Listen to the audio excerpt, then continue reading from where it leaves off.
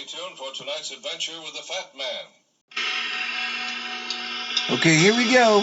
Good morning, good afternoon, good evening, whatever time of day it is. I hope it's good to be where you are because I'm really excited to be here today. My name is Baltimore Fats, and we're going back to Baltimore. Yeah. Okay, so I'm gonna start this one off with the same lovely trees that I started the live chat with off, because it's kind of like the lead into my little adventure that I went on. And so have fun with this one, guys.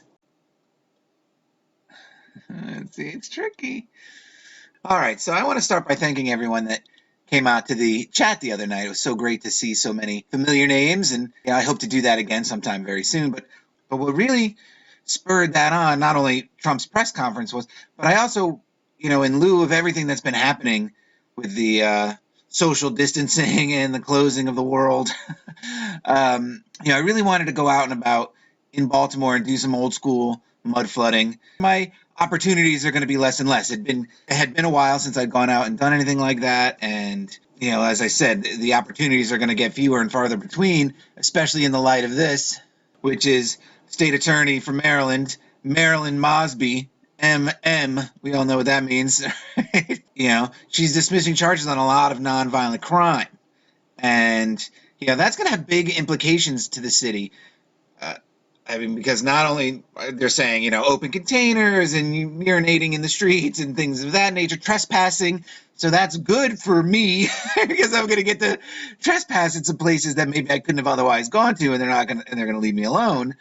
But it's going to open things up for lower level violent crime. I mean, it is, especially because I have this to share. I was talking to a friend of mine earlier today who lives in a slightly worse part of town than me, and so we were talking about the shutdown and everything like that, and I cracked a joke about how business must be good because they weren't going to prosecute drug crime in the city, so the cops weren't going to harass them or anything like that. And he goes, "No, man, it's been worse. The corner boys are not on their corners at all, and so the junkies are just kind of wandering around. There's nothing to buy."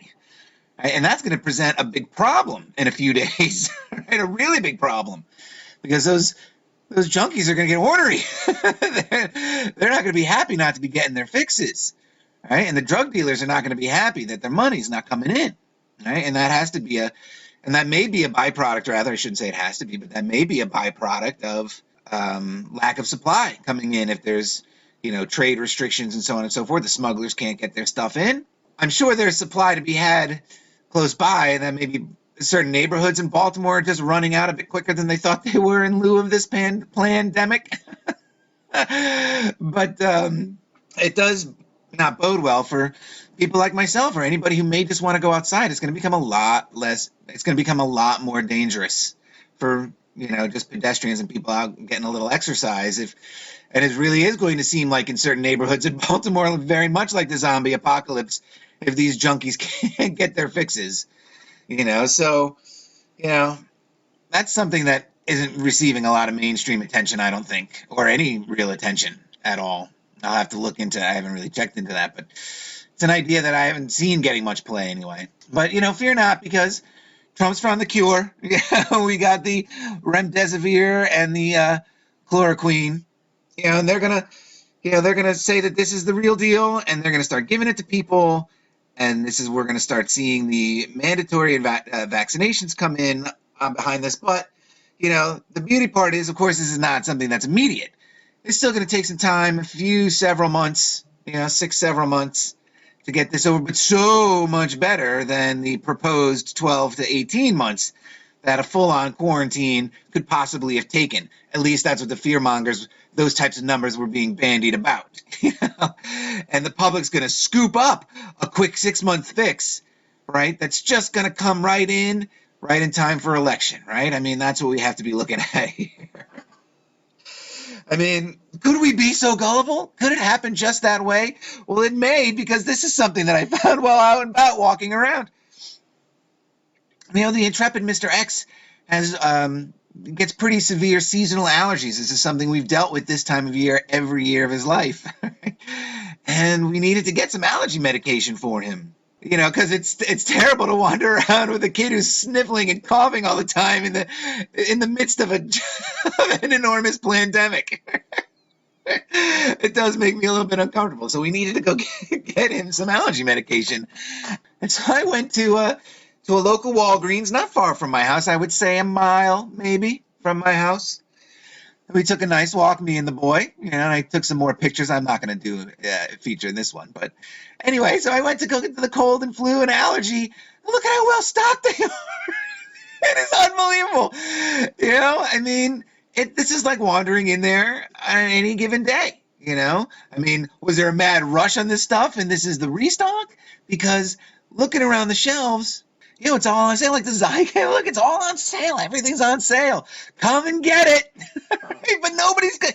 I have to believe that no one is coming to get it. This could be all restock from a massive thing. But when you look at the media and the way it's all hyped with the toilet paper and the paper towels and all that other stuff, this is everyone's buying into the fear about it, but no one's listening to what the freaking virus is and what it does and its symptoms and it's flu-like common cold symptoms, that are very treatable with flu and common cold medicines.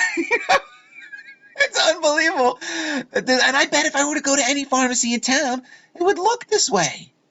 All right, and I actually picked up some zinc and some cold calm and some natural remedies while I was in there. I got some ibuprofen, or rather acetaminophen, in case anybody busts out with a fever, because it was all there and it was all on sale.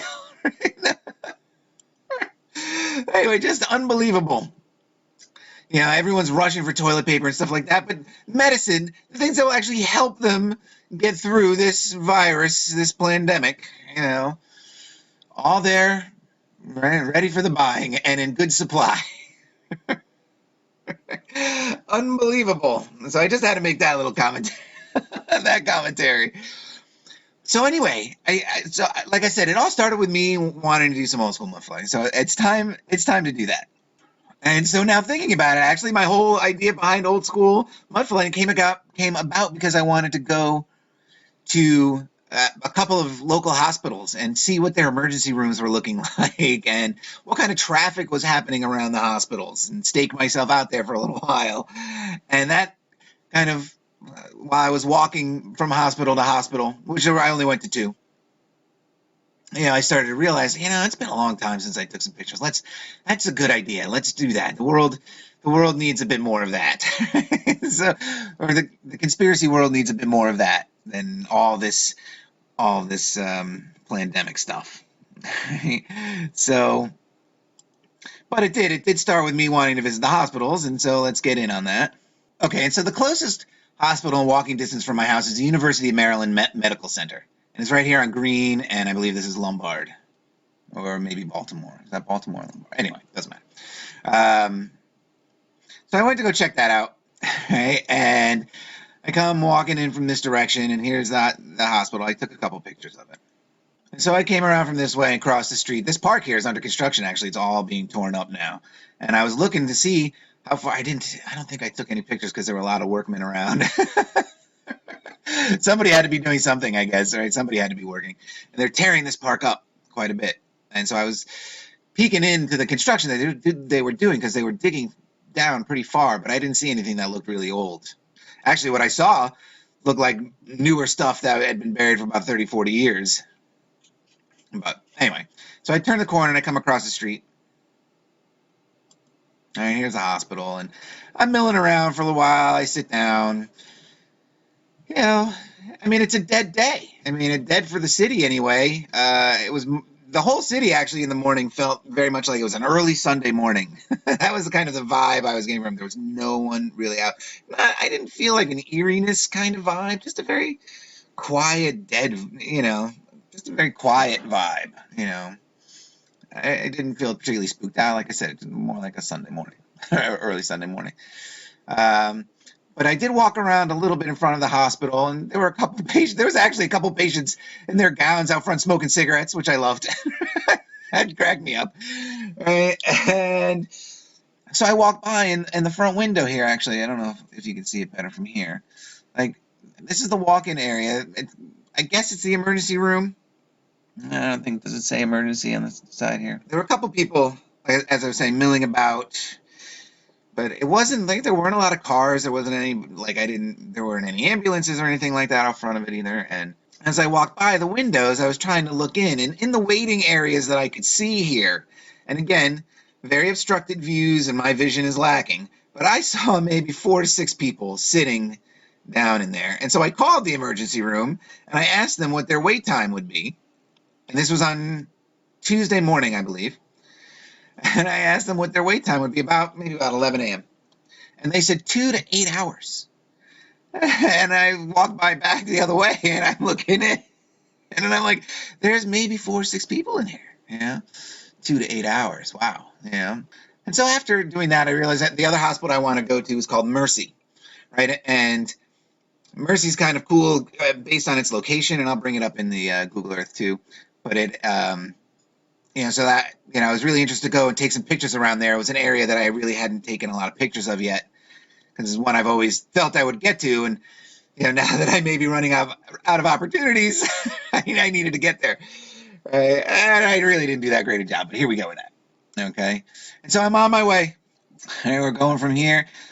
All right, this is all under construction. I'm walking this way, and I'm going to come up. All right, so I come out of the park here, and I decide I'm walking up Baltimore, my old friend Baltimore Street. And I kind of noticed this building here. It was one I missed in my walking delusional tour. So I said, all right, let's see if I can see any faces, pictures. What can I find?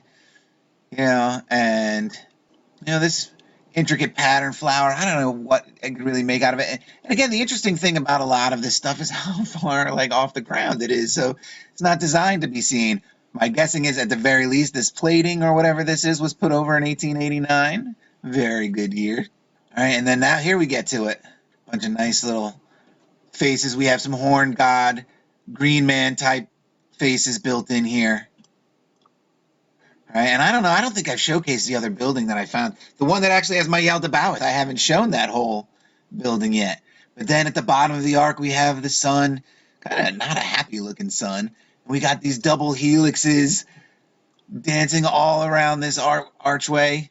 Again with the arch. Let's take a look at it. Again, that's what it is. It's a double helix. I can't believe it. I didn't even think of it. It's a giant DNA string and leaning from sun to sun. See, I've not scrutinized these pictures yet. I've looked at them a little bit, but I certainly, all right, from sun to sun. Unbelievable. This sun looks like he's been chipped away at maybe a little bit. All right, and more green men, horned gods in the lattices. All right, we got faces up here.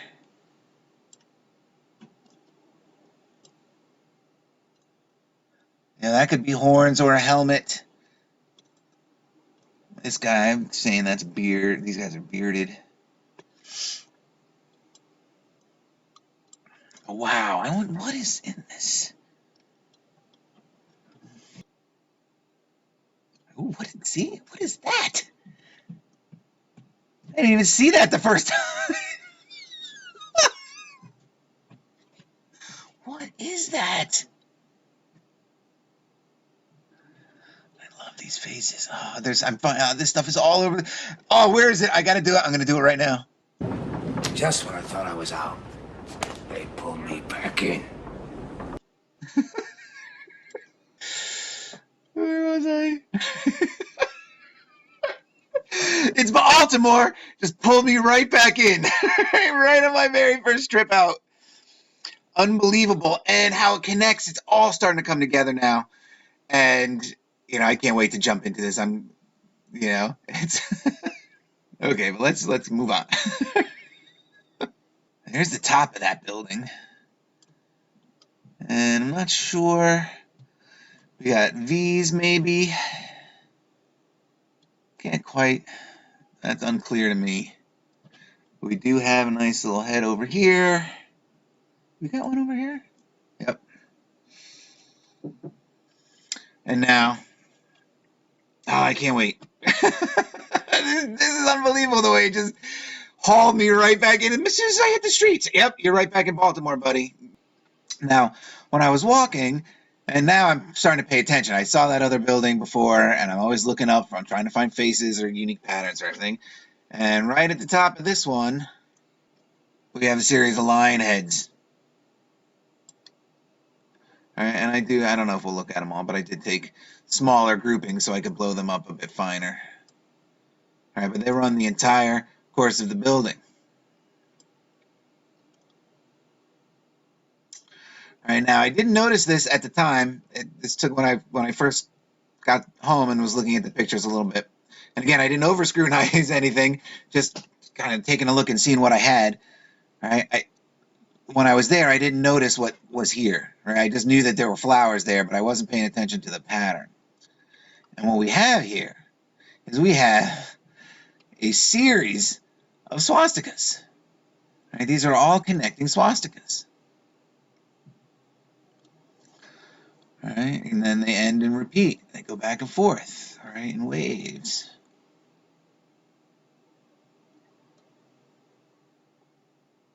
All right, you even got an SS in there.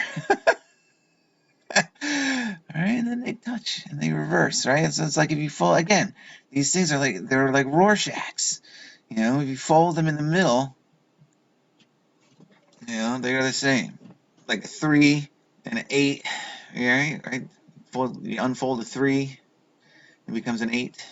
You know, really, I thought that was kind of amazing. So I was like, well, what? You know, now I was like, okay, I know I saw a name on the building, right? And it's the Equitable Trust Company. And believe it or not, I cannot find a date on this. You know, I went looking, and again, I'm not the greatest researcher when it comes to that type of thing, but all the usual resources were kind of closed to me. I did not call this PSG Lending Company, but I did look at them a little bit. Interesting. And so, again, when that happens, I'm forced to kind of look at other closed buildings of a similar style. And, you know, as with a few of the buildings I looked at, I think this one was in the 20s. Or rather, this one over here was in the 20s, making you think that this one was probably of that era too. But I don't know. I have to do better research on that one. I did look into there was a sort of trying to sell me, get any information on any building you want for a subscription price. I was like, yeah, see, I'm not doing that.